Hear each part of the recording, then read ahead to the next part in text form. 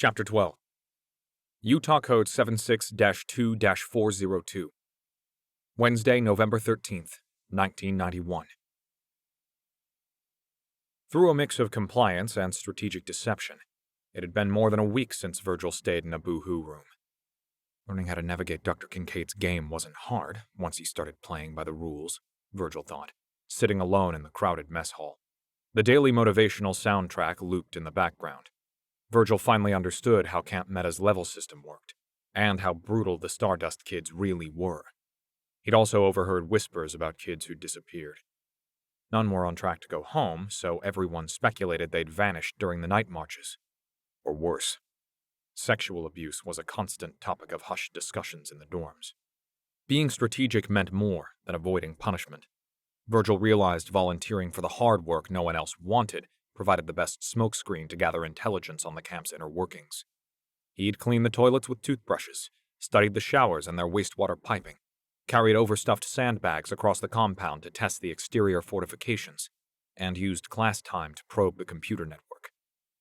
There were shoddy network security protocols in place, and as Virgil had suspected, everything from the biometric locks to the alarms was connected. One noticeable exception was the ankle bracelets. But since they only wore the LoJacks when they ventured beyond the camp's perimeter, Virgil didn't bother hunting for their controls. He did, however, find documents explaining how the biometric scanners worked. They measured the bone length of the hand, especially the middle finger since it was the longest and provided the most unique data. "Big spoon it!" Roach shouted to the mess hall. Everyone shoveled the remaining breakfast into their mouths and cleared their place settings. Virgil followed the line of children to the courtyard. The boys headed into the shadowed west side of Camp Meta's main structure, while girls went to the sunlit east side. Roger was waiting for the boys. He always led their daily physical training. Virgil's body responded quickly to the change in food and exercise. Veins were popping out of his forearms, and the small layer of pudge surrounding his midsection was gone. "Let's make this interesting," Roger barked. "First person to fatigue goes in the box." He pointed toward the plastic dog kennel in the corner of the exercise yard. The battered box was the type used to transport large breeds on an airplane, and was small enough to make sitting, standing, or laying down impossible for a human. Despite being in the middle of a desert, the air was chilly and stung Virgil's lungs with each inhale as he completed burpees. Breaking a sweat here meant dealing with headaches. It reminded him of the pain from drinking a Slurpee too fast. It seemed like a lifetime ago, he thought. What was Angela doing right now? What had his parents told her about his disappearance? This wasn't the life he wanted, but it's what he had. The boys moved from calisthenics to the obstacle course, where ropes and planks of sun-bleached wood acted as hurdles or allies depending on the challenge scenario. Virgil liked the climbing ones the best, because they offered a bird's-eye view of the majestic red rock landscape. From the elevated position, he learned there was one road in the valley surrounding Camp Meta, coming from the south and ending at the front gate. Virgil paused atop one of the wooden towers. He'd only have a few seconds before Roger noticed his lack of movement. But in that tiny fraction of time, he spied something far off on the horizon. The brown van that had stalked him in Burke. "Enjoying the view?" Roger shouted. Virgil swung his legs over the apex and slid down a rope to his supervisor's side. "No, sir." "Would you prefer the kennel?" Roger spat his words. "No, sir."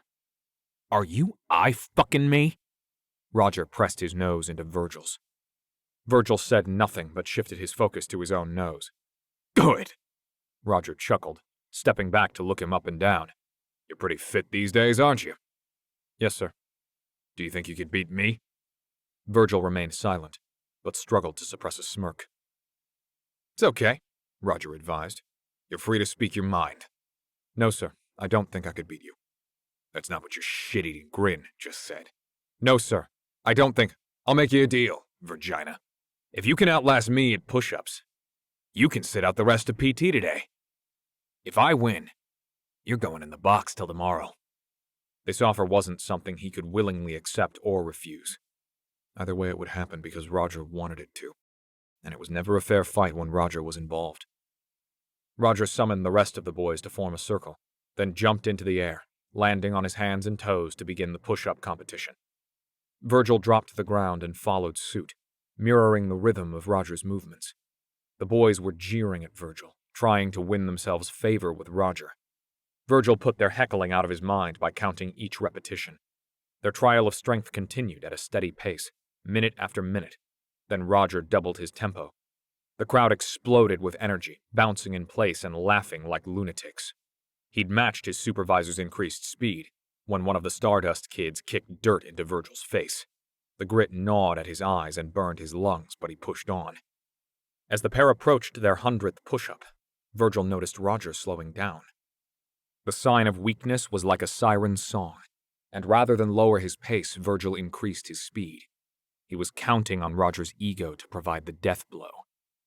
The lure worked, and the one-eyed man pushed himself to match Virgil's movements. The feeling of power amplified Virgil's energy, and he continued his acceleration. Napalm was coursing through the veins of his arms and chest as he gasped for each breath, but he didn't stop. Roger's arms were shaking like a Parkinson's patient, so Virgil made his last blitz, taking a deep breath and doubling his speed. It was an unattainable level for Roger, who collapsed onto his stomach. None of the boys dared cheer for Virgil, even if many of them derived satisfaction in seeing their supervisor humiliated. Virgil stood up and offered a trembling hand to Roger, but he slapped it away. "Take him, too." Roger paused, struggling to breathe, and stood at the same time. But Virgil knew what words were coming. "The boo-hoo room." "You lying bitch!" Virgil lunged at his nemesis, but a group of Stardust boys stopped him. He had no strength left. "I said you could sit up, PT." Roger jiggled his arms like they were made of jelly. "I didn't say where." Virgil was in the boo-hoo room for less than an hour when the door's electronic lock actuated. The glare of daylight was harsh on his eyes, but he could make out that Roger had something in his left hand. Virgil sat forward. It appeared to be a stick of dynamite. Roger crossed over the threshold, closing the door behind him, and the room went dark again. Virgil's heart thundered in his chest, and he clenched his fists. If Roger was going to beat him, he wouldn't go down without a fight this time. The object in Roger's left hand started to glow red, casting a devilish hue throughout the room. The light source didn't flicker like a flare. Instead, it emitted a steady level of illumination. It looked like a giant version of the LEDs in old monochrome computer monitors, Virgil thought. But this was larger, and he'd never seen one this bright. The mysterious object only lit a small portion of the room closest to the source, but it was enough for Virgil to see that Roger was holding an open pocket knife in his right hand. "I noticed how you move your eyes," Roger growled. "You're clever. More clever than everyone gives you credit for. Even Dr. Kincaid. But you don't understand the important connection between power and humiliation. So I'll teach you." Virgil's heart fired like an errant rocket. Roger tossed the light onto the floor in front of Virgil and stood at the edge of visibility. Still gripping the knife, he used his left hand to pull Virgil's Beretta from his pants. Roger set the gun on the floor, then removed his shirt and pants, kicking his clothes into a pile covering the gun. The evil red glow reflected in Roger's eye as he loomed, naked, across the room. Virgil was hyperventilating. "Stand up. Turn around. And undress," Roger demanded with a hungry grin. Virgil was unable to move, paralyzed by the moment, so Roger raced toward him. Virgil scrambled from his seated position into the corner as the supervisor squatted before him, placing his open hand around the boy's throat and squeezing the jugular to its breaking point. Roger taunted him with the blade, waving it inches from Virgil's eyes. The sneer on Roger's face pushed the helplessness out of Virgil's heart. Rage flooded into the emotional vacuum. He snapped, seizing Roger's right wrist and elbow before driving the blade into his attacker's remaining eye. Roger wailed like a banshee. Virgil lunged forward, knocking his sadistic supervisor onto his back. Roger's shaking hands gripped the handle protruding from his face. Virgil scrambled over his naked body in time to avoid the crimson fountain of blood that spurted from Roger's eye as he pulled the blade loose, continuing to wail like an injured animal. Virgil was having flashbacks as he pawed desperately at the floor to find the gun under the pile of clothes. His hand touched fabric, just as Roger grabbed one of Virgil's legs and yanked him away from the weapon, screaming, "I'll fucking kill you!" Virgil used his free foot to strike Roger's exposed eye socket, and the supervisor let go, screeching with the fury of a defeated demon. Virgil slid across the floor, finding the pile and securing the pistol before rising to his feet. They traded places. Now it was Roger who cowered in the corner. The light was outlining the soup in a scarlet aura that matched the liquid streaming from his face. Virgil's hands were shaking as he pointed the gun at the man who tortured him. He flipped off the safety and fired twice, hitting Roger in the chest. Roger slumped against the wall, murmuring to himself as Virgil fired a kill shot into his forehead. Virgil stood in awe at his own actions. He felt more powerful than at any other point in his life. This experience had transformed him. Virgil stepped back into the shadows in case someone had heard the shots. But no one came to the soundproof room. He retrieved the light from underneath Roger's body, then moved to the door. It was locked. He held the light to the floor to find Roger's knife, cleaning it with his supervisor's shirt before repurposing the garment to lift Roger's right arm from the pool of blood. Virgil struggled to saw off the man's hand at the wrist, but once it was free, he cleaned it and opened the biometric lock. Virgil stared at the fleshy object. It reminded him of Thing on the box of his Addams Family cereal back home, Virgil thought, placing the appendage in his front pocket. He tucked the gun into his waistband and left the boo-hoo room for the last time. Everyone was still at the exercise yards, which allowed Virgil to move unmolested to the Stardust room. He needed a computer, and this was closer than the classrooms on the lower floor.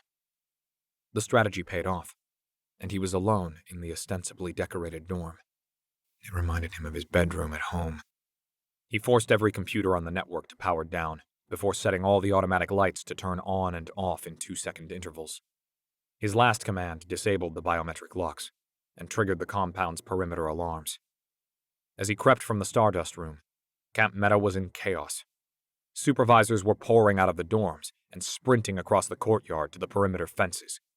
Kids were wandering in place, unsure of what to do when not given direct orders. The guards at the front gate were standing in the open with weapons drawn. Virgil trotted toward the showers, and the only vulnerability he'd found during his volunteer work. There was no turning back now. If they caught him, he'd turn the gun on as many supervisors as he could before using the last bullet on himself. Virgil moved through the empty showers toward the adjoined room with the tools, but the door was locked. He tried it again. It didn't budge. The system already rebooted. Virgil used Roger's cold, dead hand to bypass the lock. Under the workbench was a small access shaft leading to a utility vault that ran beneath the footprint of the camp's main structure. Virgil had been in places like this to run network cables with Tom, including the one for Lake Braddock Secondary School. In an offhand comment about prison escapes, his former boss explained how every drain in a building would lead to a conduit that funneled wastewater off the property. Virgil was hunting for such an unguarded way to make his great escape. It felt safe in the subterranean space. Single bulbs shone every dozen or so feet above him, and the smell of mildew clung to the air. After following the pipes from the bathroom, Virgil located where they converged with all the other wastewater lines on the property.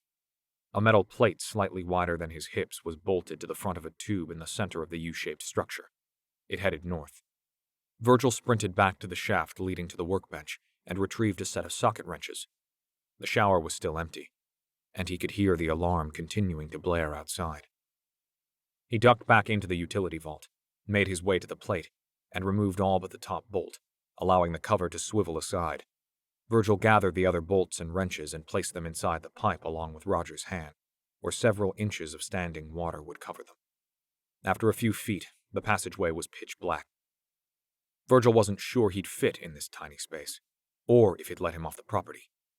He took a deep breath, moved the gun to the back of his waistband, and entered the horizontal passageway with his arms in front of his head, letting the cover swivel back into place behind him. He slid on his belly, pulling with his fingertips and pushing with his toes. The movement was slow, and he had to fight claustrophobic ideations of walls of water washing over him. Hours had elapsed in his tedious journey, and every muscle in his body was seizing. The push-up contest and battle against Roger had worn him out before he had even started this trek. The air was thin, and he began hyperventilating again. Looking down the pipe strained his neck, so his mouth hovered precariously above the stagnant liquid. He was fighting with himself about every choice that led him here, and whether to turn back. He wasn't sure he could manage to go in reverse. The internal dialogue was spiraling out of control when he caught a faint glimmer of light. It danced like a field of flickering stars in the water below his face.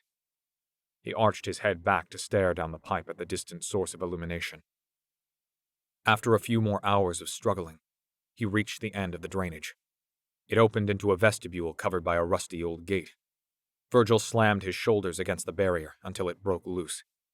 Then he collapsed into a dry creek bed. He laid there, sucking in the air and staring at the sky until chills set in. He climbed the creek bed and looked back toward the south, but Camp Meta wasn't in sight. Joy warmed his heart, but it couldn't stave off hypothermia. He jumped in place to raise his body temperature, then set off to the east, concealed in the safety of the creek. Virgil used the setting sun to course correct. Turning toward the south would take him parallel to the road he'd seen cutting through the valley. The temperature continued to fall, and he couldn't stop shaking. More than once the Beretta slipped and got stuck in the pant leg of his thermals. He thought about trying to start a fire with one of the bullets, but his intuition told him to keep moving and avoid anything that could lead to his detection. They had to know Roger was dead by now, which meant they'd be looking for him. Silence was his only companion as he trudged through the desert brush until a glowing red orb appeared in the sky high above him. He worried this was connected to Camp Meta, but the light just hovered in place. The ruby-colored object couldn't be a plane, and it wasn't a star or planet, Virgil thought. But just as suddenly as it had appeared, it faded back into the darkness. Virgil steadied himself and continued walking until he came upon the edge of a road. He circled in place, confused by its location. How far had he traveled? Maybe this was a crossroad he couldn't see from atop the obstacles at camp? He was searching for an answer when headlights from a parked car a few yards away lit up the surrounding area. He didn't think to pull the gun from his pants. A man stepped into the beams of light. "Hey, Virgil." His heart sank. All that effort had been for nothing. "Toss that pistol onto the ground," the voice commanded. Virgil complied. "Now walk slowly toward me." Virgil was convulsing uncontrollably. As he approached the lights, he recognized the face behind the voice, and his stomach clenched into knots. It was the man from the van.